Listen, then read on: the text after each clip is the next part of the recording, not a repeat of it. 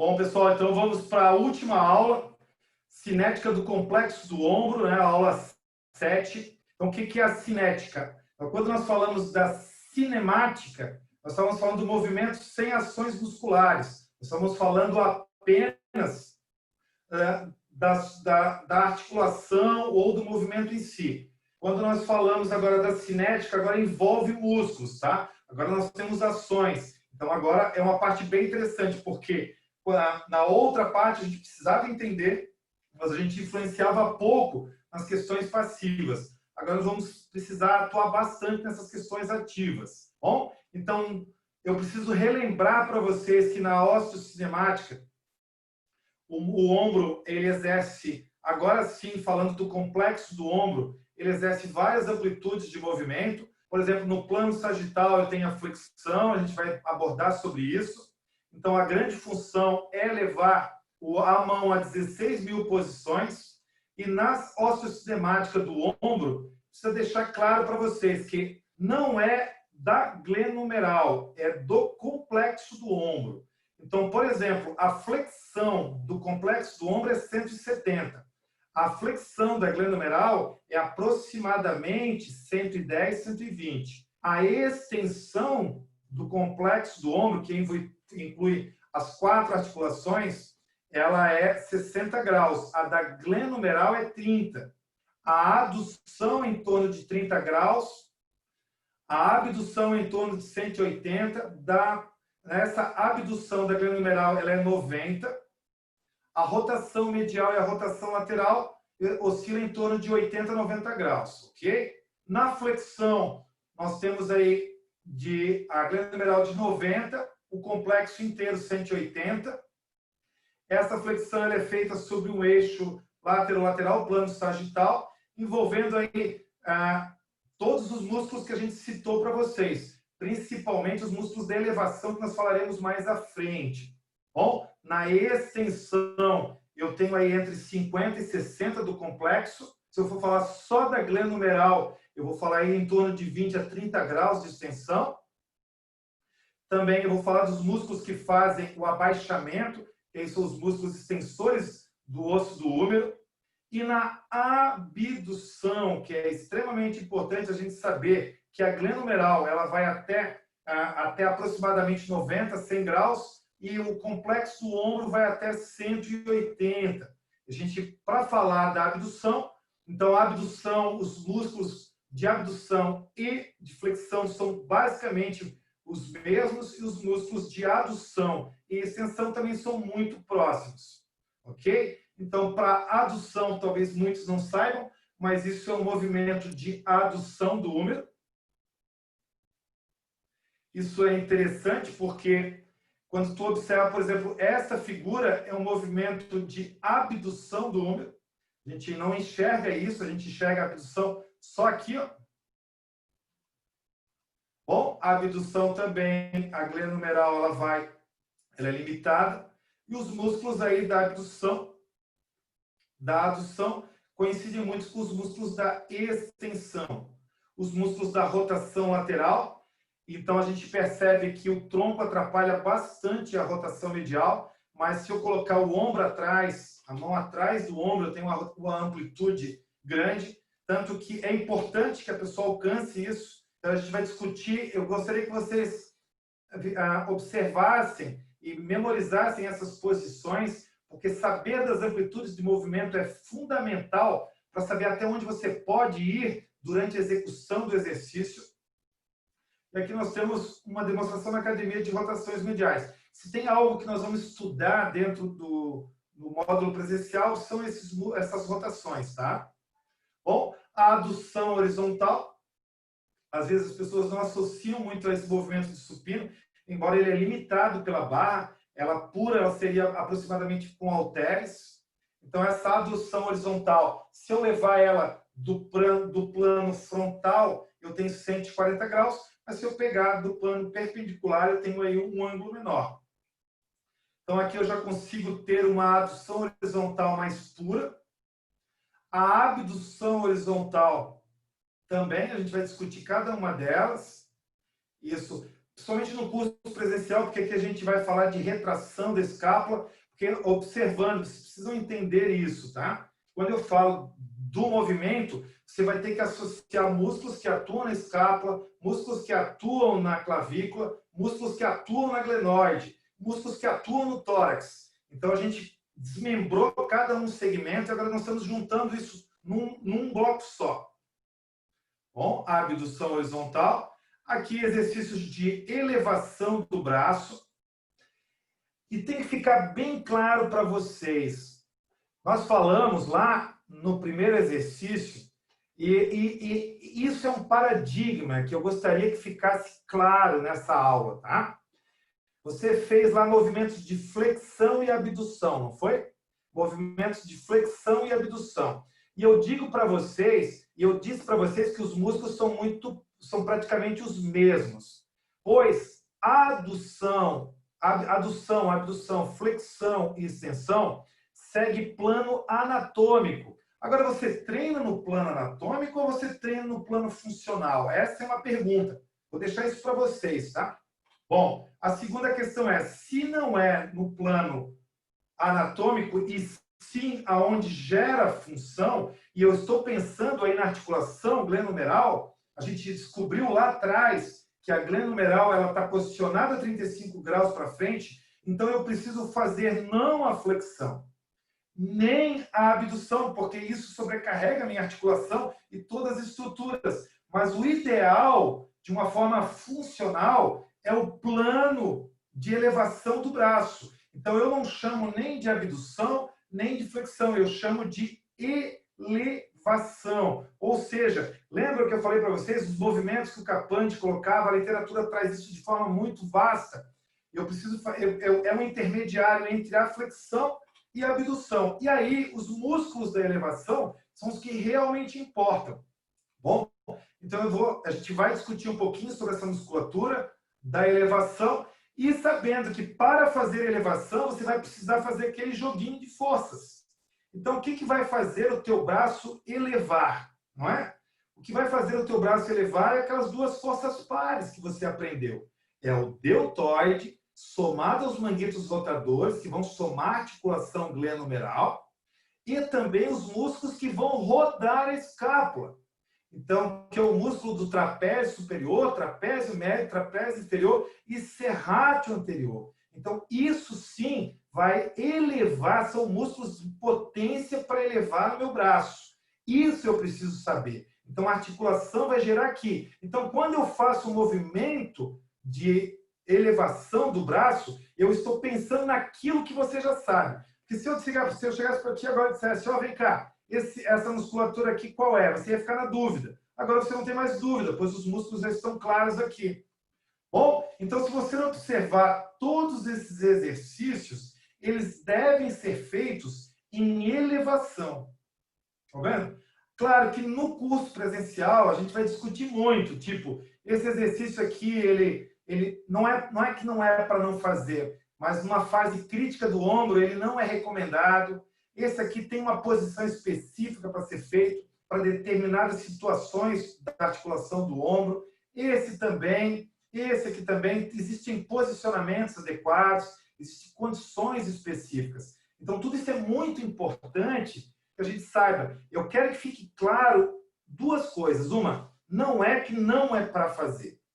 Segundo, existe jeito melhor para fazer para pessoas que têm um ombro que possuem um ombro mais sensível ou que você queira trabalhar com prevenção. Bom, para fazer o abaixamento do braço, então segue o mesmo plano. Eu não estou fazendo uma adução pura e também não estou fazendo uma extensão pura. Eu estou fazendo aqui um plano de abaixamento no plano da escápula. Então, eu tenho aqui, sigo o mesmo posicionamento e vou ter aqui os músculos também que são responsáveis pelo abaixamento. O grande dorsal, os romboides, o elevador da escápula e os músculos rotadores também aqui.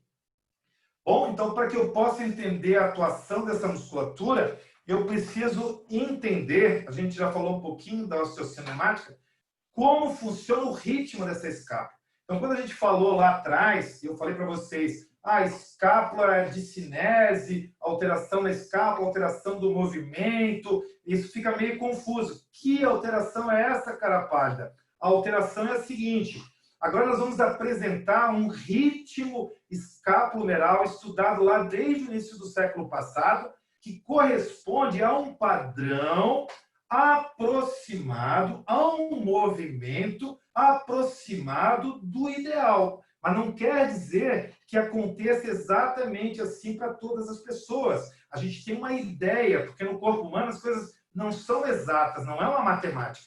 É uma coisa, é algo que se aproxima, mas não dá para bater o martelo que é isso, ok?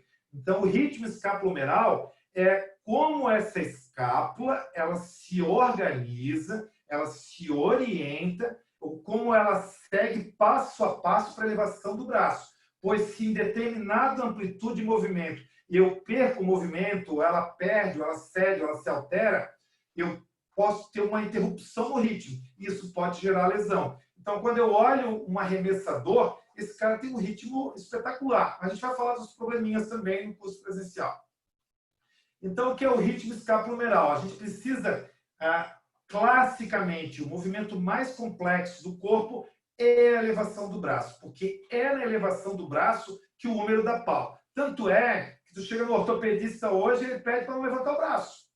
Ele tem medo que o professor, que o personal não saiba lidar com o ombro do cliente. Então ele diz assim, ó, não levanta o braço, não tem exercício axial, ok? Exercício axial não, porque vai bater, vai machucar, e aí que mora o grande problema. É um movimento funcional, a pessoa precisa trabalhar, ela tem amplitudes, ela precisa alcançar. Então, você não pode interromper. E isso está errado. Embora hoje existem médicos que estão bem atualizados e eles cuidam bastante e caminham. Agora, eu te digo uma coisa, se você é um personal que você domina a biomecânica da articulação do ombro, você já vai estar 10 passos na frente de qualquer outro personal. Só mostrando aqui que para fazer a elevação máxima, precisa da rotação lateral aqui, tá vendo? Isso. Bom, então eu preciso esse ritmo escapulomeral, a gente vai estudar o ritmo de elevação da escápula, ok?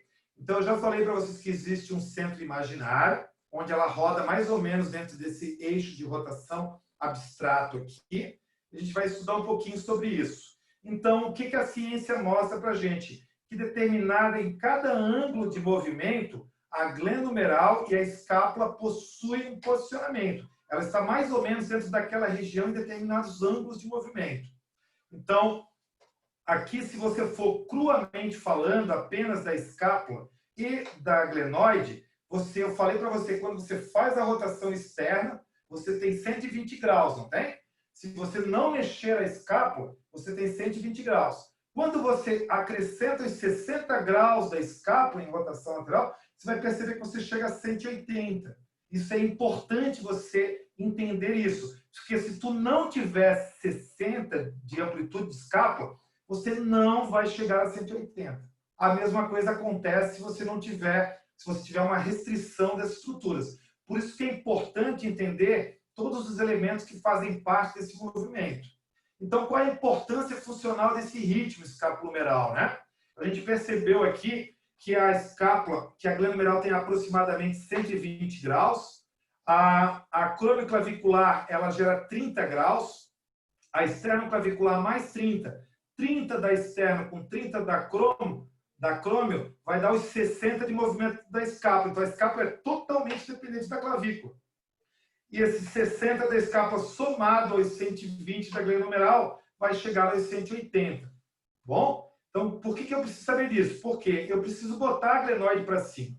Eu preciso projetar a glenoide para que o húmero esteja bem. Lembra da foquinha? Esse aqui é o bico da foca, meu amigo. Ele vai precisar equilibrar a bola. Bom, segundo, quando eu tenho o trabalho da escápula, os músculos vão ter a relação comprimento-tensão adequada.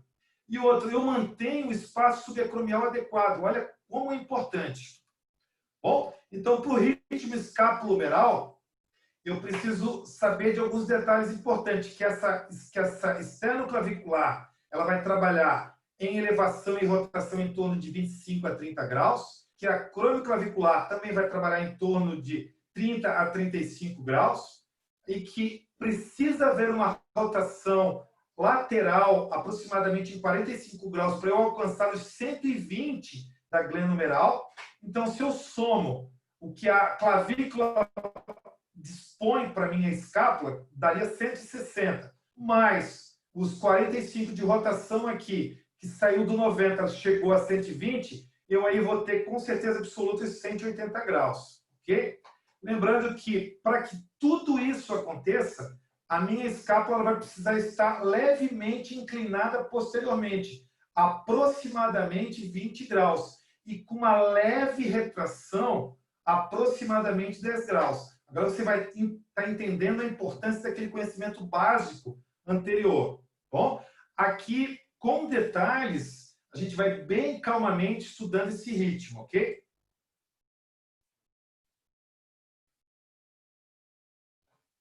Então, eu vou pedir para que vocês prestem bastante atenção na imagem. Nada como uma boa imagem. Articulação glenomeral, vista posterior, observe o espaço subacromial.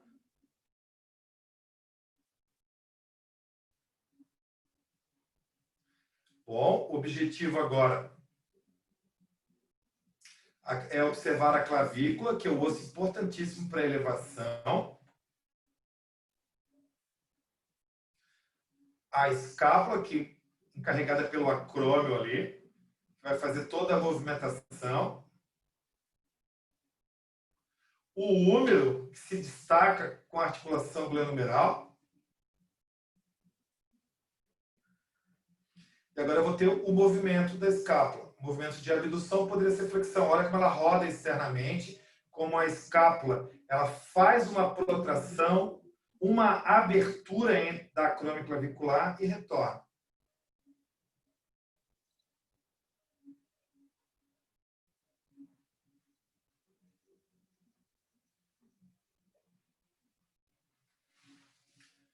Isso. Olha a abertura da acrômio clavicular, 120 mais 60. Observar a rotação. Se a escápula ficar fixa, tudo que o húmero pode fazer é isso. Vai em torno de 120 graus.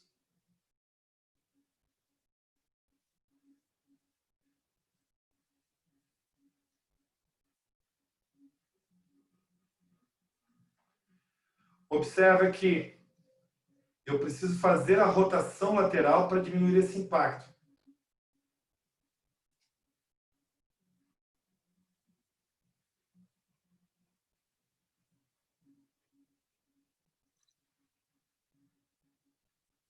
Conseguem perceber a rotação? Rotação aproximadamente 45 graus de rotação lateral. Caso contrário, eu atinjo no máximo 90, 100.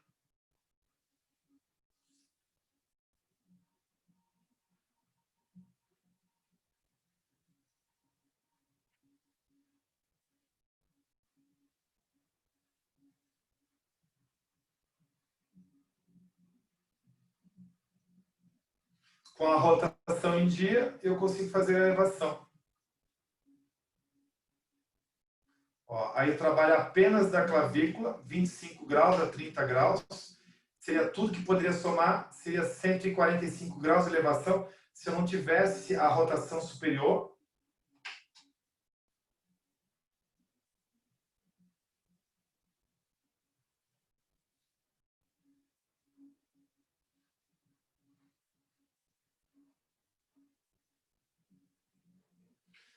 Aí, com a articulação acrômio-clavicular, são em torno de 30 a 35 graus. É tudo que eu poderia alcançar também. Por exemplo, se eu estivesse fixando a externa clavicular, eu chegaria no máximo 155 graus.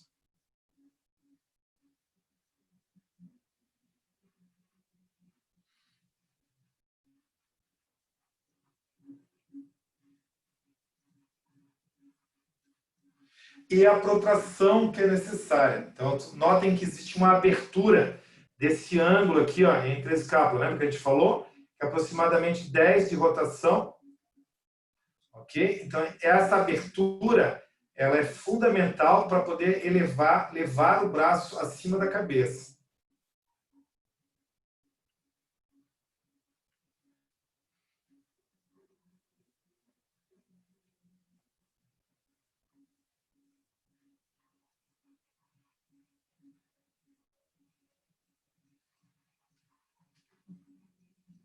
Observa o abaixamento, fechamento da coluna clavicular.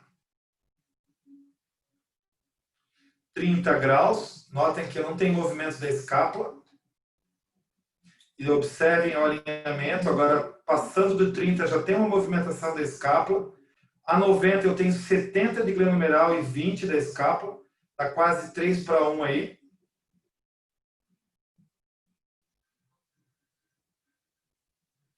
Já, olha só, 150 graus. Olha, eu tenho 40 da escápula com 110 da glenomeral.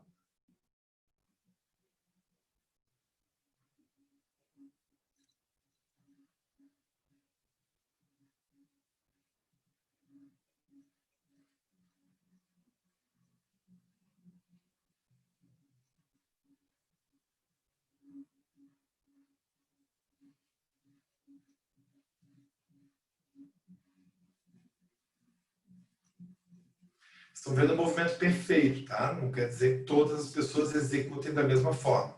Só mostrando agora num outro plano. Ó, como ele vai fazer a elevação.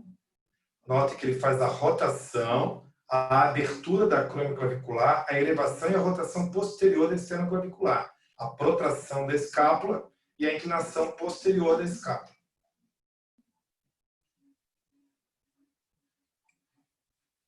Observa novamente, rotação do húmero, 45, abertura de 10, elevação e rotação de 30, mais a abdução da crônioclavicular em 30 graus, gerando 60 da escápula com 120 do húmero. Bom, aqui só para lembrá-los que aqui é importante saber que para o bom posicionamento eu preciso de uma rotação superior aproximadamente de 39 graus, com uma inclinação posterior de 21 graus, uma rotação lateral de 2 graus. Ok? Aqui é um resumo do que a gente acabou de ver, de uma forma bem sucinta. É 1 minuto e meio só, para a gente observar aqui mais dinamicamente o plano de movimento, como funciona a escápula, como as rotações, as ações musculares, o trabalho dos ligamentos, como eles limitam o movimento. Ali só a função da glenoide, não tem movimento da escápula.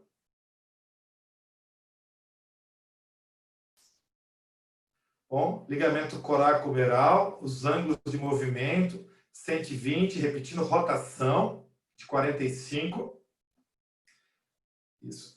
Movimento da esternoclavicular entre 25 e 30. Acromioclavicular entre 30 e 35. E a elevação da escápula que vai dar 60. A rotação superior da escápula. Pode ser que ela faz uma pequena rotação medial. E aqui o giro da clavícula, como ela eleva e roda.